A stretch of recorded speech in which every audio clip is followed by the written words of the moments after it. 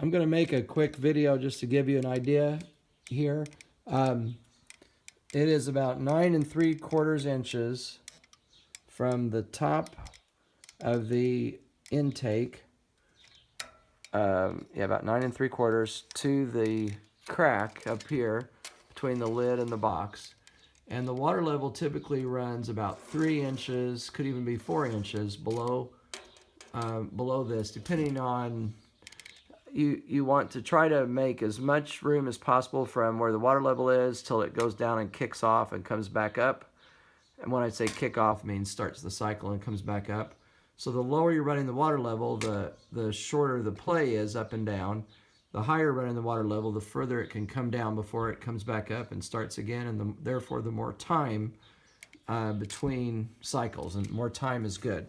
I'll back up so you can kind of see the situation. There is the end of the unit with the inlets. There's 4 inlets all at the same level. And then down here, that's where the waste comes out. You put a 3-inch Fernco on this, and then these you put 4-inch. I've got a 4-inch Fernco cap on one.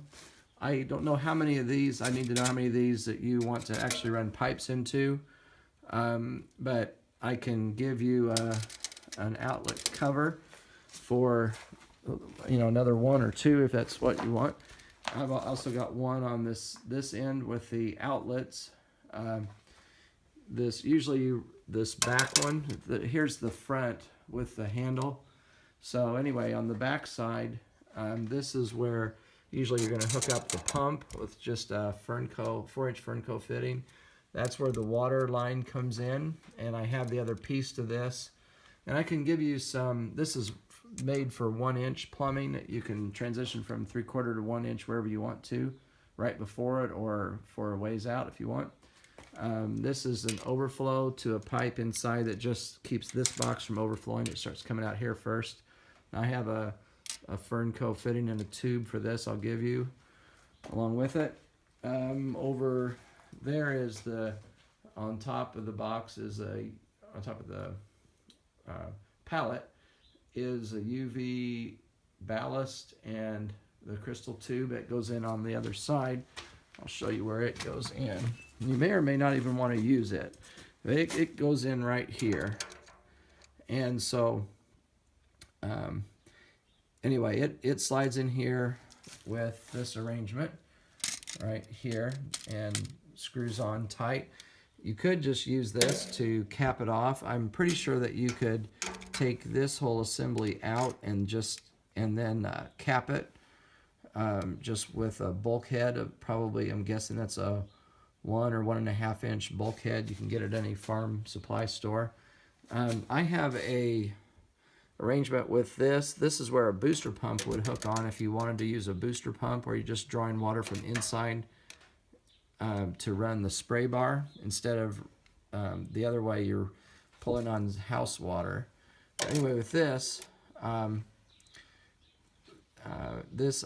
made an arrangement that comes up with, makes a big tube, and it's just like a standpipe. It ends up being 3 inches wide, and it's a place you could run water into it, and then it ends up inside there. So like if you wanted to do a continuous water change and you wanted a place to access the system, since this has a stainless steel lid on the whole thing, there's not a place to pour water into it unless you open the lid or make a hole in it somewhere.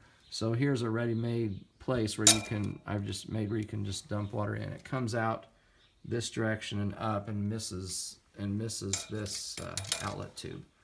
So anyway, that's a little bit of a start. The feet they just go round and round and screw up or down. They're in the fully down position right here. And it's sitting on the pallet it came on, except it was all boxed in. Anyway, and I'm going to give you a peek inside real quick. By the way, you use this ball you pull it open. It's just a safety, so it keeps a child from lifting the lid up. Anyway, so you lift the lid up, and I think you've probably seen inside these before, but I've got the float out of it right now. Usually sits right there where that hole is, and goes up and down. I have it out just for safety and transportation. And this is the spray bar. This gray pipe's attached over here to, that's where the water pressure comes in from the house.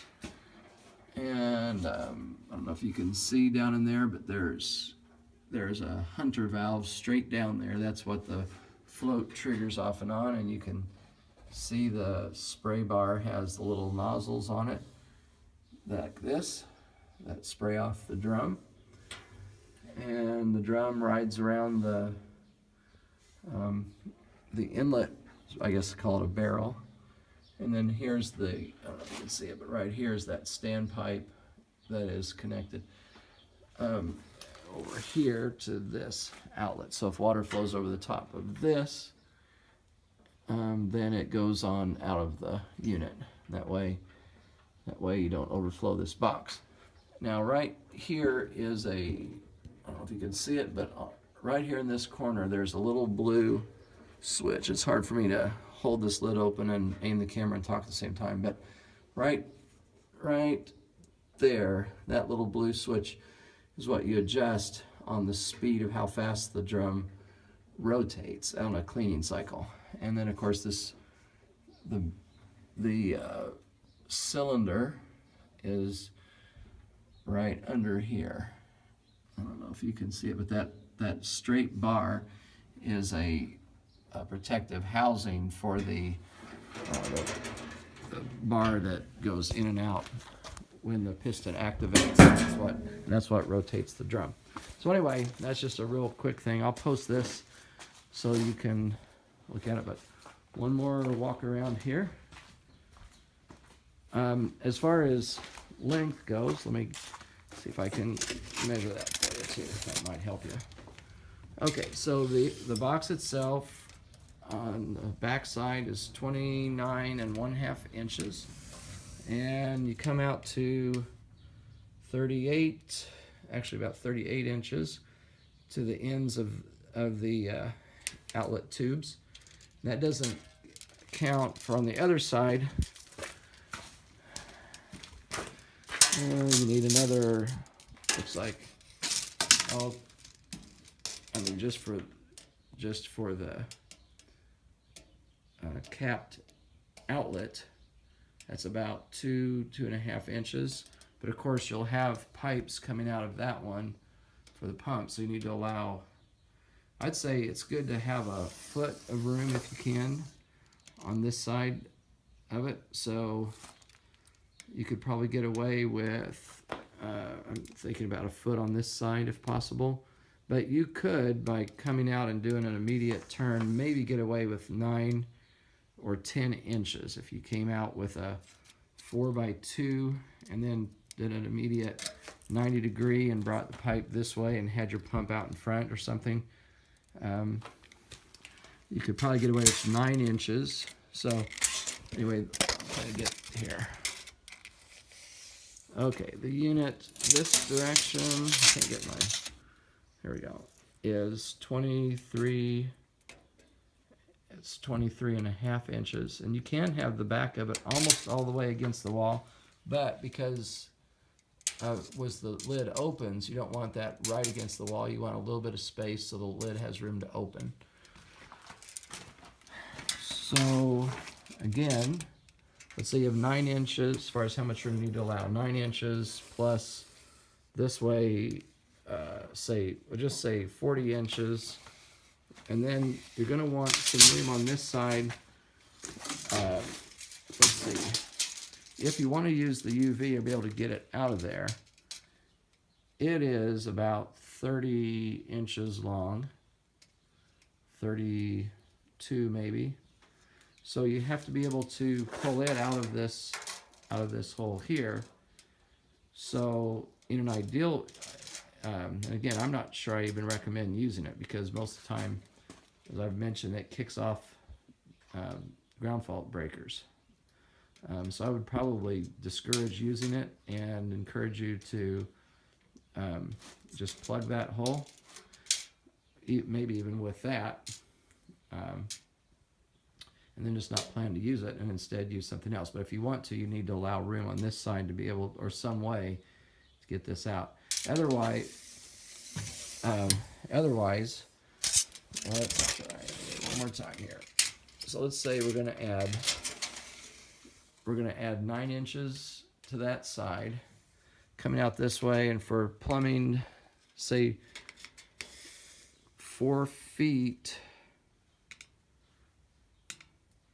means, say, right now we're at, say, 38 plus 2 inches is 40 inches. So 4 feet would give you another 8 inches for plumbing coming off here. So you could fit it in a 4-foot space wide if that's what you're talking about.